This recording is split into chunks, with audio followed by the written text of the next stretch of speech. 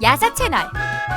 자, 오늘의 이야기는 안동 김씨도 벌벌 떨게 만든 태원군이 귀쌈맞은 이유.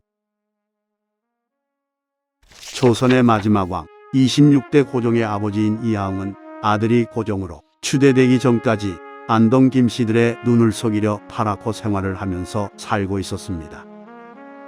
허수아비 왕을 세우고 자신들의 권세를 유지하려던 안동 김씨들의 눈에 깨어있는 왕족들이 좋게 보일 리 없었습니다.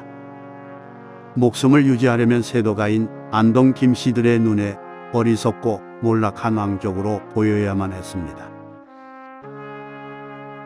그날도 이하응은 남루한 행색으로 거나하게 술에 취해서 기생집을 드나들었습니다. 늘 자신과 다니던 시정잡배들과 이런저런 이야기들을 하며 큰 소리로 웃고 떠들며 술잔을 나누고 있었습니다. 그러다 다른 자리에 있던 취객들과 시비가 붙게 되었습니다. 큰 소란이 일고 직기들을 부수며 큰 싸움이 되어가자 옆자리에서 술을 마시던 금군별장 이장념이 나서서 호되게 야단을 쳤습니다.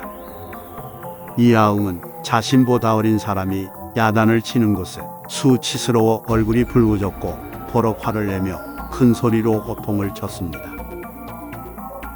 네 이놈, 비록 내 행색이 이러하더라도 내가 이 나라의 왕족이거늘 어찌 감히 무관 따위가 나를 능멸하느냐. 그러자 이장념이 추태를 부리던 이하응의 뺨을 힘껏 후려쳤습니다. 한 나라의 종친이면 종친답게 채통을 지키시오. 어찌 왕실의 종친이 이런 기생집에서 술이나 마시면서 왕실의 체면에 먹칠을 한단 말이오. 내 비록 일개 무관이나 나라를 사랑하는 마음으로 당신의 뺨을 때린 것이니 그리 아시오.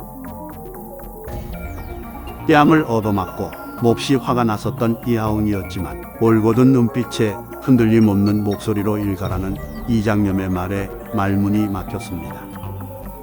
이장념이 자신의 초라한 행색을 멸시하여 말하는 것이 아니라 왕실 어른의 추태를 바로잡으려 하는 말임을 깨닫게 되었습니다. 이하응은 더 대꾸하지 않고 말없이 그 자리를 떠났습니다.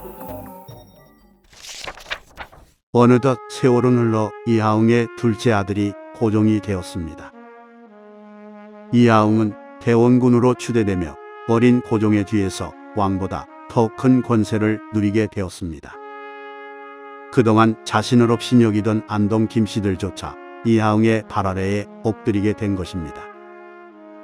그러던 어느 날 기생집에서 자신의 뺨을 후려쳤던 무관이 떠올랐습니다.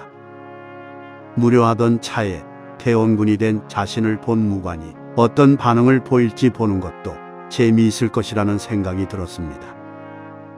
이하응은 밖에 대기하고 있던 하인들에게 그 무관을 불러오라고 하명하였습니다.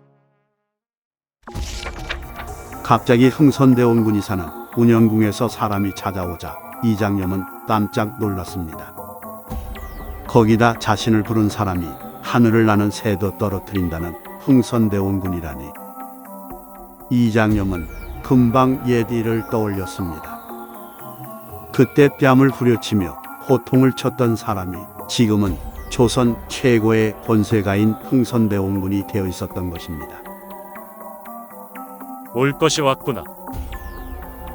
이장념은 운영궁으로 가기 전 가족을 불러 모았습니다.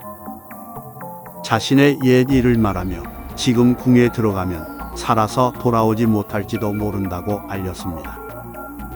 이장념은 놀라며 슬퍼하는 가족들에게 담담히 유언을 남기고 입궁을 서둘렀습니다. 이장념이 운영궁에 당도하여 방에 들어서자 이하응은 짐짓 눈을 부릅뜨며 이장념에게 말하였습니다. 오랜만이로구나. 자네 나를 기억하는가? 예, 대원이 대감. 그때는 참 신세를 지게 되었네. 자네는 지금 이 자리에서도 내 뺨을 후려칠 수 있겠는가? 대원이 대감께서 아직도 그때와 같은 못된 술버릇을 지니고 왕실의 위엄을 상하게 하신다면 소신은 또 그리 할 것입니다. 이장념의 거침없는 대답에 흥선대원군은 호탕하게 웃음을 터뜨렸습니다. 허허, 조만간 그곳에 가보려 했는데 자네를 만날까 무서워서. 네, 갈 수가 있겠는가? 흥선대원군 이하응은 몹시 즐거워하며 이장염을 극진히 대접하였습니다. 이장염이 돌아갈 때는 친히 대문까지 배웅하며 주변 하인들에게 이렇게 외쳤습니다. 여보라, 금이 대장께서 나가신다. 사람들을 모두 물리고 중문으로 외시거라. 이장염은 이처럼 목숨을 걸고 충원을 할 수 있는 충신이었고, 흥선대원군 이하응은 그런 충신을 알아볼 수 있는 안목을 가진 군주였습니다. 복잡한 세상에서 많은 사람과 관계를 맺어가며 오늘 하루하루를 살아가고 있는 우리에게도 많은 것들을 생각하게 해주는 이야기입니다.